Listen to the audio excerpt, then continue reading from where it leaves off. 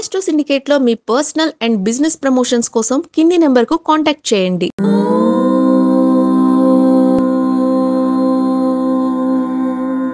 ఓం శ్రీ గురుభ్యో నమః. హరి ఓం. సర్వమంగళ మాంగళ్యే శివే సర్వార్ధ సాధికే శరణ్యే త్ర్యంబికే దేవి నారాయణి నమోస్తుతే. అందరికీ నమస్కారం. కొద్దిమంది శ్రేయోభిలాషులు జాతకం చూపించుకోవడానికి వచ్చారు. వారి జాతకం చూస్తున్నప్పుడు ఈ మాటల మధ్యలో వారు అడిగిన ప్రశ్న, స్వామి నేను అన్నదమ్ములం కలిసి మేము అన్నని కింద ఉన్నాను, తమ్ముడు పైన ఉన్నాడు, అలా ఉండొద్దు అంటారు కదా, అందుకని నేను పైకి వెళ్ళి అంటే పై ఫ్లోర్కి నేను వెళ్ళి కింది ఫ్లోర్కి నేను తమ్ముడిని పంపించాను అని చెప్తున్నారు. సరే అండి, చాలా మంచిది, అలాగే ఉండాలి. దక్షిణం వైపు పెద్దవాడు ఉండాలి, ఉత్తరం వైపు చిన్నవాడు ఉండాలి, తూర్పు వైపు చిన్నవాడు ఉండాలి, పడమట వైపు పెద్దవాడు ఉండాలి, పైన పెద్దవాడు కింద చిన్నవాడు ఉండాలి అని చెప్పడం జరిగింది. ఆ మాటల మధ్యలోనే ఓ ఇల్లు ఎక్కడ ఉంది మీది అని అడిగాం. అది పలానా చోట అండి, అపార్ట్మెంట్ అండి. ఓ అపార్ట్మెంట్, సరే మీ అందరూ అంటే నాన్నగారు కొనిచ్చారా ఇల్లు అంతా? లేదండి, నేనే కొనుక్కున్నాను, తమ్ముడే కొనుక్కున్నాడు. ఇక్కడ నాకు అసలు విషయం బయటపడింది. ఒక అపార్ట్మెంట్లో తమ్ముడు ఎప్పుడో 2002లో ఒక ఇల్లు కొన్నాడు, అన్నయ్య వచ్చేసి 2016లో ఇల్లు కొన్నాడు. అదే అపార్ట్మెంట్లో అన్న ఒక దగ్గర తమ్ముడు దగ్గర కొనుక్కున్నారు. ఆ 10 ప్లాట్లలో ఒకటి తమ్ముడిది ఒకటి అన్నది. అక్కడికి వచ్చేసరికల్లా తమ్ముడేమో కింద కొన్నాడట, పైన కొన్నాడు, అన్నగారు కింద కొన్నారు. అన్నగారు తర్వాత కొన్నారు కాబట్టి సరిపోయింది. ఇప్పుడు ఎవరు నాలాంటి జ్యోతిష పండితులు, సిద్ధాంతులు లాంటి వాళ్ళు వెళ్ళి, మళ్ళీ ఆయన మంచి వాస్తు పండితుడట, ఆయన వెళ్ళి లేదు లేదు లేదు మీరు అన్న పైన ఉండాలి, తమ్ముడు కింద ఉండాలి, నాన్నగారితో కలిసి పెద్దవాడు ఉండాలి అని చెప్పారట. నాకు అర్థం కాని విషయం ఇక్కడ మీకు నేను చెప్తున్నాను అందరికీ. తండ్రి గారు కనుక ఆస్తులు మనకి ఇచ్చినప్పుడు, తండ్రి గారి నుంచి సంక్రమించే ఆస్తులు కనుక ఉన్నప్పుడు, 4 ఇళ్ళు ఉన్నప్పుడు అంటే పైన కింద ఉన్నప్పుడు, 4 ఇళ్ళు పక్క పక్కన ఉన్నప్పుడు, పైనుంచి కింది వరకు ఉంటే పెద్దవాడి నుంచి కిందికి చిన్నవాడు రావాలి, కనిష్ఠుడు కిందికి, జ్యేష్ఠుడు పైనుంచి 2, 3, 4 అట రావాలి. పైనుంచి కిందికి ఉంటే వరుస క్రమం అంటే చిన్నవాడి కింద, రెండోవాడు అంటే చిన్నవాడి కంటే పెద్దవాడి కొద్ది పైన, ఆ పెద్దవాడి కంటే పైనవాడు పైన, ఆ పైన ఉండవాలి. 4 ఉంటే, 2 ఉంటే పెద్దోడు పైన కింద చిన్నోడు ఉండాలి. ఎవరు ఎప్పుడు తండ్రి గారి నుంచి ఆస్తి సంక్రమించినప్పుడు, ఈ పూర్వం నుంచి వస్తున్నటువంటి ఆస్తులు పంచుకున్నప్పుడు మాత్రమే అలా ఉండే ప్రయత్నం చేయాలి.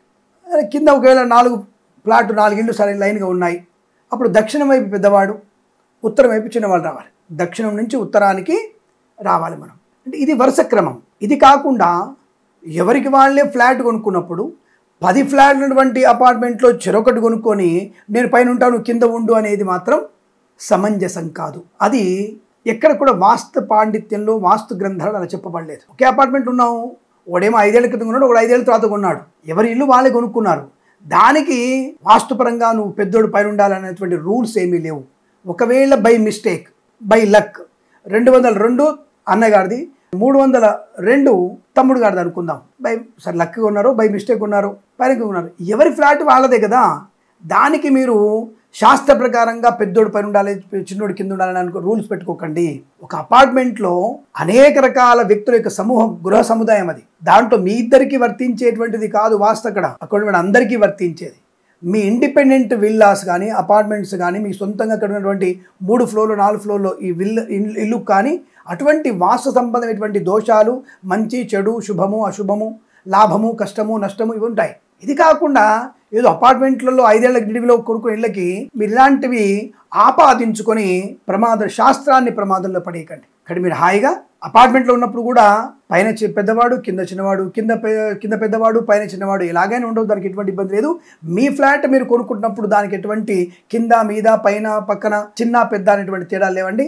ఎవరి ఫ్లాట్ వారిది. కేవలం తండ్రి నుంచి సంక్రమించినటువంటి 4కి సమానంగా ఆస్తులు పంచుతున్నప్పుడు మాత్రమే దక్షిణం నుంచి ఉత్తరానికి, పైనుంచి కింది వరకు మాత్రం లెక్కలు చూసుకోవాలి, మిగతా వాటికి కాదు అన్న విషయాన్ని గుర్తించండి.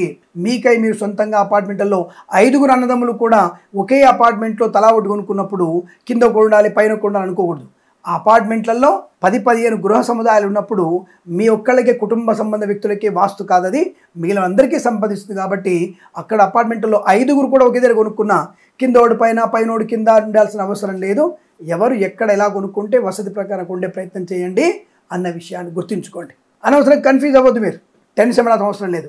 ఒకవేళ మీరు సరే స్వామి మేమే ఒక దగ్గర స్థలం కొనుక్కున్నాం, అందరం కలిసి 5 అన్నదమ్ములు కలిసి కొనుక్కున్నాం, మీ అందరం ఎలా ఉండాలి? మీ అందరు కలిసి కట్టుకుంటున్నప్పుడు అప్పుడు వాస్తుపరంగా మీరు పెద్దవాడి నుంచి కింది వాడికి రావాలి. మీరు మాత్రమే ఆ గృహ సముదాయంలో మీరు ఉన్నప్పుడే 5 ఫ్లాట్లు 6 ఫ్లాట్లు ఉన్నప్పుడు మాత్రమే నానవాళ్ళు ఇవ్వకపోయినా, తల్లిదండ్రుల నుంచి సంక్రమించని ఆస్తి కాకుండా మేము సొంతంగా ఒకే దగ్గర ఉందాం అనుకుంటున్నాము అన్నప్పుడు కూడా మీరు పెద్దవాడు పైనుంచి చిన్నవాడి కిందికి రావాలి. ఇలా మీరు చేసినట్టయితే ప్రశాంతత ఉంటుంది, వాస్తుపరంగా అనుకూలవంతమైన శుభయోగాలు కూడా ఉంటాయి. ఇలాంటి విషయాలు మరిన్ని తెలుసుకోవడానికి మన ఛానల్ని సబ్స్క్రైబ్ చేయండి, లైక్ చేయండి, షేర్ చేయండి, మరొక 100 మంది చేత సబ్స్క్రైబ్ చేయించండి.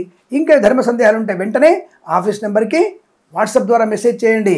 మీ ధర్మ సందేహాన్ని మీ పేరుతో కలిపి చెప్తాను నేను. కాబట్టి ఇటువంటి మంచి విషయాల్ని 10 మందికి చేరవేసే ప్రయత్నం చేస్తారని కోరుకుంటూ సర్వే జనా సుఖినో భవంతు. ప్రేమతో మీ కిరణ్ శర్మ.